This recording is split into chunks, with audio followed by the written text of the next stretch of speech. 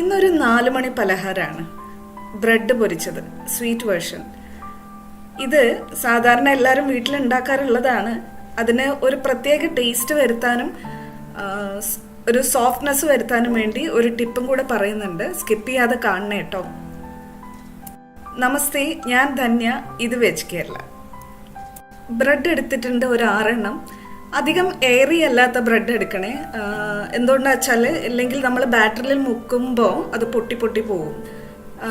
അധികം ഈ ഹോൾസ് ഇല്ലാത്ത ബ്രെഡ് എടുക്കാൻ ശ്രമിക്കുക. ബ്രെഡിൽ ഹോൾസ് തന്നെയാണല്ലോ ഉള്ളത് അല്ലേ? അങ്ങനെയല്ല ഉദ്ദേശിച്ചത്. കൂടുതൽ ഏറി വലിയ വലിയ ഹോൾസ് ഒരുപാട് ഉണ്ടാവുന്ന ബ്രെഡുകളുണ്ട്. അതിൽ ഈസ്റ്റ് അധികമായി പോയി കുറേ അധികം നേരം പ്രൂഫായി ആയതുകൊണ്ടുള്ള പ്രോബ്ലമാണത്. അങ്ങനെ അല്ലാതിരിക്കാൻ നോക്കുക. ഞാനിപ്പോൾ എടുത്തിട്ടുള്ളതിലും ചെറിയ ചെറിയ ഹോൾസുകൾ കൂടുതലായിട്ടുണ്ട്. അല്ലാതെ ബ്രെഡ് ഞാൻ നോക്കി നടന്നിട്ട് കിട്ടിയില്ല, അതുകൊണ്ടാണ്. ഇനി ഇത് മുക്കി പൊരിക്കാൻ വേണ്ട ബാറ്റർ തയ്യാറാക്കാം. ആദ്യം ഞാൻ എടുത്തിട്ടുള്ളത് ഒരു 1.5 കപ്പോളം മൈദയാണ്. മൈദയ്ക്ക് പകരം ഗോതമ്പ് മാവും വേണമെങ്കിൽ എടുക്കാം കേട്ടോ. അതിലേക്ക് ഒരു 3 ടീസ്പൂൺ പഞ്ചസാര ചേർക്കുന്നുണ്ട്. പഞ്ചസാര വേണമെങ്കിൽ 2 ടീസ്പൂണും വരെ ആക്കാം കേട്ടോ. 1 ടീസ്പൂൺ എള്ള്.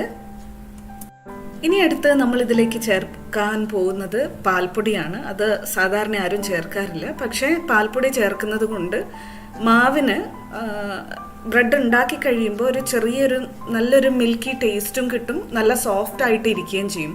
അങ്ങനെ അങ്ങ് ഹാർഡായിട്ടോ അല്ലെങ്കിൽ ക്രിസ്പി ആയിട്ടോ ഇരിക്കില്ല. ഒരു 1/4 ടീസ്പൂൺ മഞ്ഞൾ ചേർക്കുന്നുണ്ട്. മഞ്ഞൾപ്പൊടി ചേർക്കുന്നത് നിറത്തിന് വേണ്ടിയാണേ. ഒരു 1/4 ടീസ്പൂൺ ഉപ്പും കൂടെ ചേർക്കുന്നുണ്ട്. അതിൻ്റെ ഒരു ടേസ്റ്റ് ഒന്ന് ബാലൻസ് ചെയ്യാൻ വേണ്ടിയിട്ട്. ഇനി ഇത് ആദ്യം നമുക്കൊരു സ്പൂണ് വെച്ച് ഒന്ന് വെറുതെ മിക്സ് ചെയ്ത് കൊടുക്കാം. എന്നിട്ട് വെള്ളം ചേർത്ത് ബാറ്റർ ആക്കി എടുക്കാം. ഇപ്പോൾ 1.5 കപ്പ് പൊടിക്ക് ഞാൻ ഏകദേശം 2-2.25 കപ്പ് വരെ വെള്ളം ചേർത്ത് കൊടുക്കാനാണ് എടുത്തു വെച്ചിട്ടുള്ളത്. പതുക്കെ വെള്ളം ചേർത്ത് ബാറ്ററിന്റെ കൺസിസ്റ്റൻസി നോക്കിയിട്ട് ചേർക്കാം കേട്ടോ. ഇപ്പൊ ഞാനിപ്പം 2.25 കപ്പിനടുത്ത് വെള്ളം ഒഴിച്ചു കൊടുത്തിട്ടുണ്ട്. വലിയൊരു പാത്രത്തിലേക്ക് മാറ്റിയിട്ടുണ്ട് മിക്സ് ചെയ്യാൻ എളുപ്പത്തിന് വേണ്ടിയിട്ട്. നല്ല വിഗറസ് ആയിട്ട് ഇളക്കി കൊടുക്കുക, എയർ കയറത്തക്ക വണ്ണം. അങ്ങനെ ചെയ്ത് കഴിഞ്ഞാൽ നമുക്ക് സോഡാപ്പൊടി ചേർക്കേണ്ട ആവശ്യമില്ല. നന്നായിട്ട് കൈകൊണ്ട് അടിച്ചടിച്ച് മിക്സ് ചെയ്ത് കൊടുക്കുക. ഇങ്ങനെ ചെയ്യുന്നത് കൊണ്ട് നമ്മൾ സോഡ ചേർക്കാതെ തന്നെ ബ്രെഡിൻ്റെ കോട്ടിങ്ങിന് ഒരു സോഫ്റ്റ്നെസ്സും കിട്ടും. ഇതപ്പോൾ ബാറ്ററിൻ്റെ കൺസിസ്റ്റൻസി ഒന്ന് ശ്രദ്ധിച്ചോളൂ കേട്ടോ.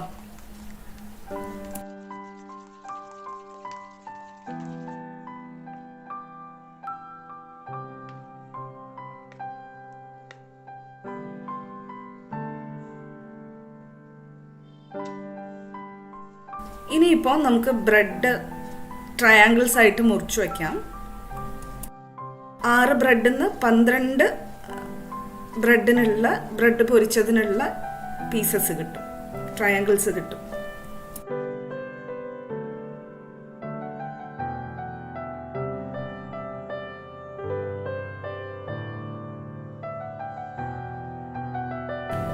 ഞാൻ എണ്ണ ചൂടാൻ വെച്ചിട്ടുണ്ടായിരുന്നു. ഞാൻ അതിലേക്ക് ഒരു ഡ്രോപ്പ് മാവ് ഇട്ട് കൊടുക്കുകയാണ്.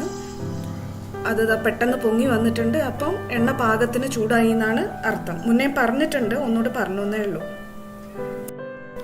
ഇനി ഓരോ ബ്രെഡ് പീസസായും എടുത്തിട്ട് മാവിൽ മുക്കി നേരെ എണ്ണയിലേക്ക് ഇട്ട് ഫ്രൈ ചെയ്തെടുക്കാം. ഫ്രൈ ചെയ്യുമ്പോൾ തിരിച്ചും മറിച്ചിട്ട് ഫ്രൈ ചെയ്യുക. കാരണം ബ്രെഡ് ആയതുകൊണ്ട് നല്ലോണം പൊങ്ങി നിൽക്കും. അപ്പം മേലത്തെ ഭാഗം വേവില്ല. അതുകൊണ്ട് ഇട്ട് കുറച്ച് കഴിഞ്ഞ വിത്തിൻ സെക്കൻഡ്സിനുള്ളിൽ തന്നെ തിരിച്ചുവിടാൻ ശ്രമിക്കുക. അല്ലെങ്കിൽ ആ മാവ് ബ്രെഡിനുള്ളിലേക്ക് വലിഞ്ഞു പോകും. ഗോൾഡൻ യെല്ലോ കളർ ആവുമ്പോൾ എണ്ണയിൽ നിന്ന് കോരി മാറ്റാം. ഇങ്ങനെ എല്ലാ ബ്രെഡ് പീസസും ഇതേപോലെ തന്നെ ചെയ്തെടുക്കാം.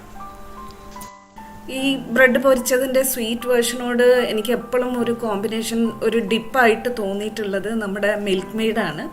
നല്ല കോമ്പിനേഷനാണ്. നല്ല അതിൽ ഡിപ്പ് ചെയ്ത് കഴിക്കുമ്പോൾ കുട്ടികൾക്കും വലിയ ആൾക്കാർക്കും ഒരുപോലെ ഇഷ്ടമാവും. ഒന്ന് ട്രൈ ചെയ്ത് നോക്കണേ കേട്ടോ. പിന്നെ ലവ് യു ഓൾ. കണ്ടിട്ട് ഫീഡ്ബാക്ക് തരണേ കേട്ടോ.